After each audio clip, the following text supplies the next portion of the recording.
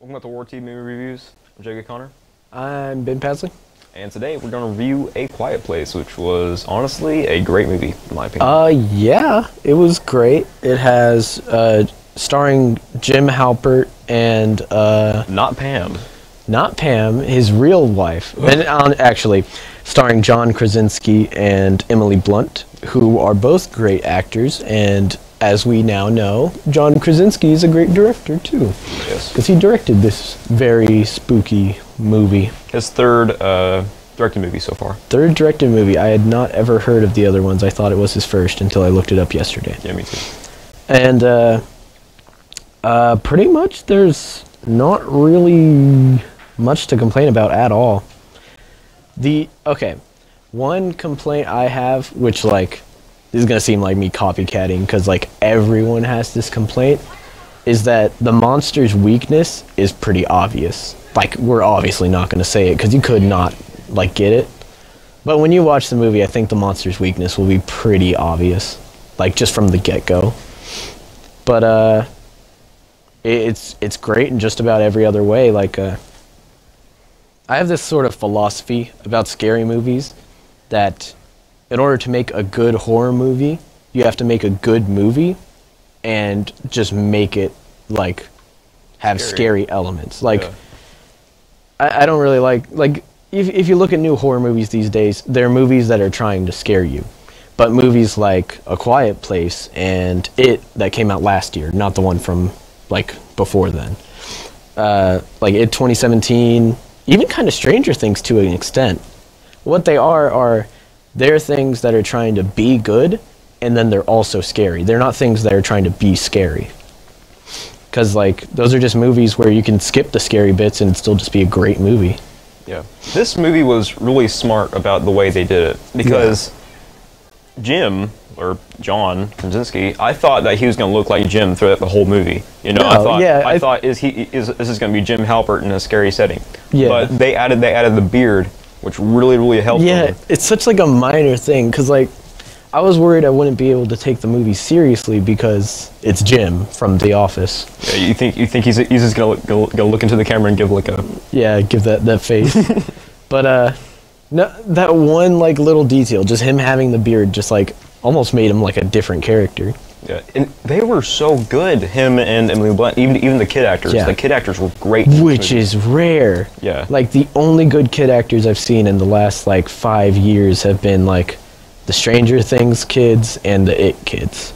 But the kids in this movie were great. They did a great job. Yeah, they went about this whole movie like without saying a word. Well, there was only like 3 parts that I can remember that they actually talked to one another.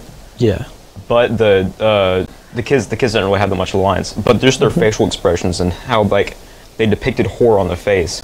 It was honestly amazing. It was surprising to me. Another thing I love about this movie, which is such like a turn from horror movies, is that the characters are smart.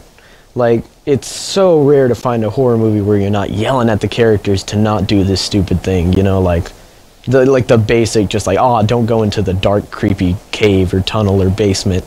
They're not like that. They're smart people, like, who are doing smart things. Everything that does happen is for the most part out of their control. Like, nothing happens because they're being stupid. Right. A couple things I want to mention, though.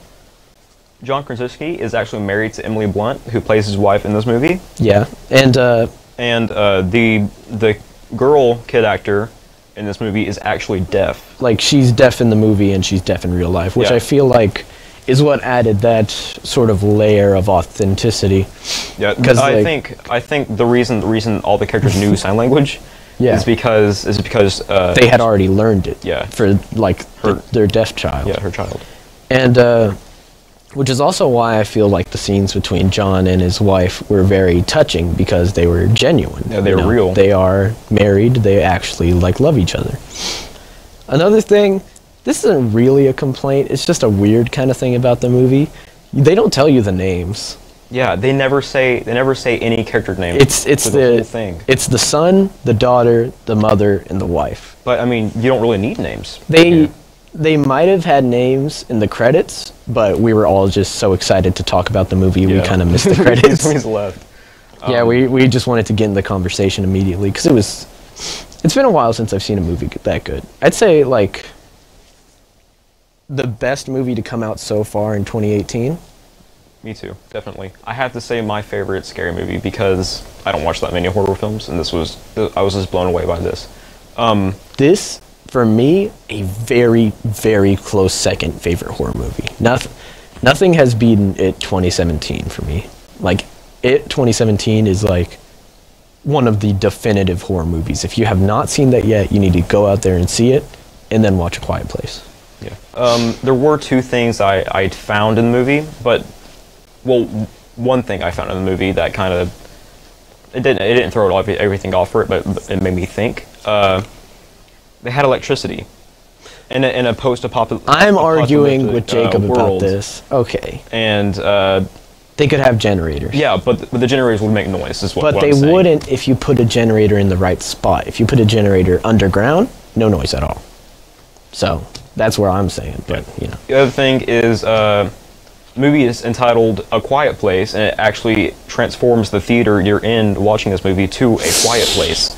But there were people that talked throughout the whole movie and threw it off a lot.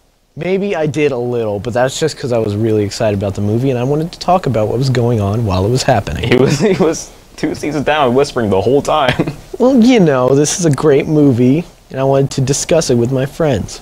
Okay, but now a problem. There was a lady in the back that just started clapping for no reason. Yeah, like halfway through the movie. A small problem I have, minor, it's not really anything, but the monsters in the movie do kind of look kind of extra, like they're trying too hard almost. They look like a dog made out of knives. It's just kind of extra. You said earlier a dog mixed with a blender. Yeah, it's just a little too much. Like, they could be more subtle, but it's not like a huge complaint. Yeah, it's okay for what it is. Soundtrack didn't really stand out, you know? It's just a soundtrack. Overall, I have to rate this one. Since it is my favorite horror film, I have to rate it a 9. That's a valid one, but I'd say in order for me to give something a 9 or a 10, I'd have to be, like, hugely impacted by it. And while this is a great movie, like, I love this movie, I'm gonna buy it on, like, Blu-ray, I'm gonna get, like, posters, merch. While I love this movie, it didn't, like, impact me the same way other movies have. Like, I wasn't, like, a huge emotional, like, impacting movie to me. So I'd give it an 8.5. Reasonable. All Alright. That's about it for today. And this time we can definitively tell you, next time you'll see us, we will be reviewing Avengers. The Infinity War. Yes. Woo!